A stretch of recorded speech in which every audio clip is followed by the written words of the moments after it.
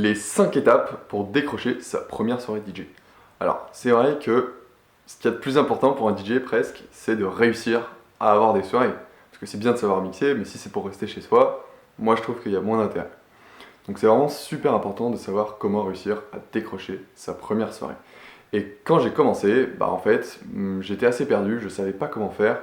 Et ce que je vais vous partager aujourd'hui, franchement, il y a beaucoup de valeur. Je vais vraiment vous expliquer étape par étape comment faire pour décrocher votre première soirée DJ. Et franchement, quand j'ai commencé, j'aurais vraiment aimé tomber sur un plan d'action, vraiment, comme ça.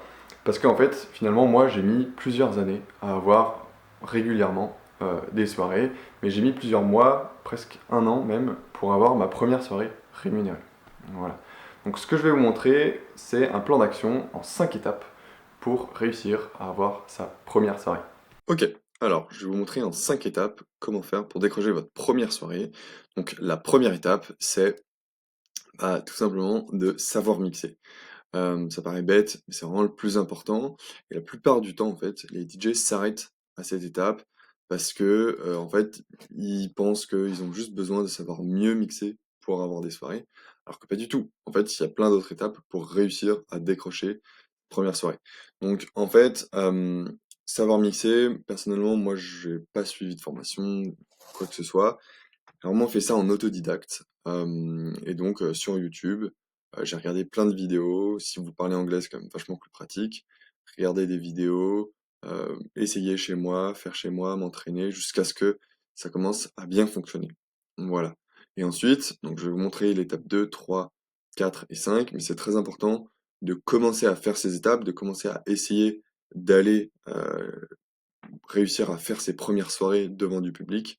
C'est ça qui va vous permettre de plus progresser et de continuer de, vous améliorer en termes de technique, de DJ. Voilà.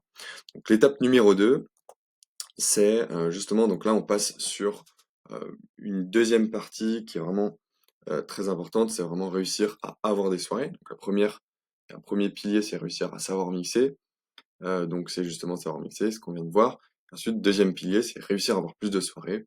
Et donc, justement, la première étape, donc c'est l'étape numéro 2, c'est créer son identité de DJ. Ça passe par plein de choses, ça passe par son style vestimentaire, les couleurs un petit peu qu'on a envie de donner, le style de musique qu'on va jouer, etc. Ça va dépendre de plein de choses.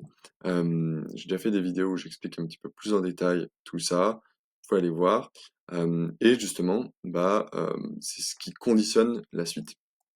Et donc justement, l'étape numéro 3, c'est de trouver les bons endroits. Donc les endroits où aller mixer, justement. Donc en fait, c'est très important d'identifier quels sont les bons endroits versus les mauvais endroits pour les DJ. Donc là, j'ai fait une vidéo justement où j'explique exactement quels sont les 6 critères pour identifier les bons versus les mauvais endroits. Donc je vous laisse aller regarder, je vais mettre en lien euh, la vidéo. Et donc justement, en fait, c'est très important de bien réussir l'étape numéro 2, donc créer son identité de DJ, parce que ça va conditionner cette étape numéro 3, trouver les bons endroits. Si vous mixez, de la hard techno, forcément, les endroits, ils seront différents que si vous mixez de la house, de la lounge, ou des choses comme ça, bien entendu. Donc, c'est pour ça que c'est très important de bien bosser chaque étape. Voilà. Donc trouver les bons endroits, donc ça va être comment trouver les endroits, identifier si c'est les bons endroits, donc il y a plein de critères qui sont très importants à prendre en compte. Donc je vous invite à voir la vidéo que j'ai notée juste avant. Ensuite, l'étape numéro 4, c'est les contacter. Une fois qu'on a trouvé un petit peu ces endroits, moi ce que je conseille à mes élèves, c'est vraiment de faire une liste de tous ces endroits-là, ensuite d'enlever ceux qui sont mauvais, vraiment de garder que les bons endroits. Mais ensuite, c'est de les contacter. Donc, il y a plein de manières différentes de les contacter. Ça peut être d'aller les voir en vrai, ça peut être d'aller les appeler, de leur envoyer des messages par mail, sur les réseaux, peu importe. Il y a plein de techniques différentes. Moi, ce que je vous conseille, c'est de vraiment tester le maximum, parce que vous pouvez tout faire.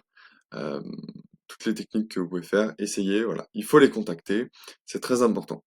Parce qu'en fait, si vous faites rien, en fait, juste jusqu'à maintenant, les 3 premières étapes sont très bien, mais c'est un petit peu vous restez un peu de votre côté. Et justement, cette étape numéro 4, vous allez voir les autres, vous allez vous confronter à la réalité et c'est très important de les contacter et d'essayer de parler avec justement le patron, le directeur artistique, en fait la personne qui va décider si vous pouvez mixer euh, dans leur établissement, que ce soit un bar, une boîte de nuit ou autre. Voilà. Et enfin, l'étape numéro 5, c'est presque la plus importante, j'ai envie de dire, au final, c'est de réussir à convertir l'opportunité, convertir les opportunités. Donc en fait, justement, à l'étape numéro 4, on a vu que, voilà, on va réussir à les contacter, à rentrer en contact avec eux, mais une fois qu'on est rentré en contact avec eux, il faut savoir quoi dire, il faut savoir comment négocier, réussir à bien se vendre pour justement réussir à convertir cette opportunité. Les opportunités, on se les crée justement en les contactant, etc. Maintenant, il faut réussir à la convertir et réussir à faire en sorte d'avoir une première soirée. L'objectif, c'est vraiment de réussir à avoir une première soirée. Et une fois qu'on a réussi à avoir cette première soirée, bah, c'est quand même beaucoup plus simple ensuite de potentiellement établir des liens pour potentiellement avoir une résidence ou quelque chose d'autre. Voilà. Donc, donc voilà, ça c'est les 5 étapes. Et si je devais résumer comment je ferais pour avoir ma première soirée de DJ, c'est vraiment comme ça que je ferais. Donc d'abord savoir mixer, vraiment les bases. Après, faut pas attendre que ce soit vraiment parfait pour passer à la suite. Étape numéro 2, créer son identité de DJ. Ensuite, trouver les bons endroits, identifier les bons endroits, etc. Les contacter. Et enfin, convertir l'opportunité. Alors, bien entendu, c'est plus compliqué que ça, mais si je devais simplifier, c'est comme ça que je le ferais. Voilà, c'est les 5 étapes qu'il faut vraiment. Bah, il faut en sauter aucune finalement. La première est très importante, la deuxième aussi. Elles sont toutes très importantes. Voilà.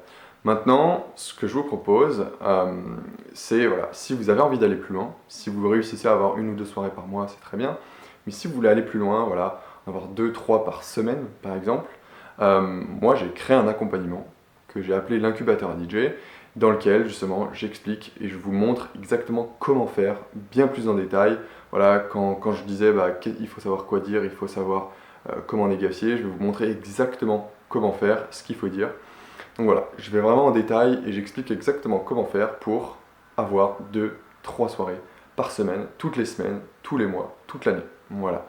Donc ce que je vous propose, c'est de vous donner accès à une vidéo de formation gratuite où je vous explique comment avoir 5, 10, 15 soirées par mois, tous les mois.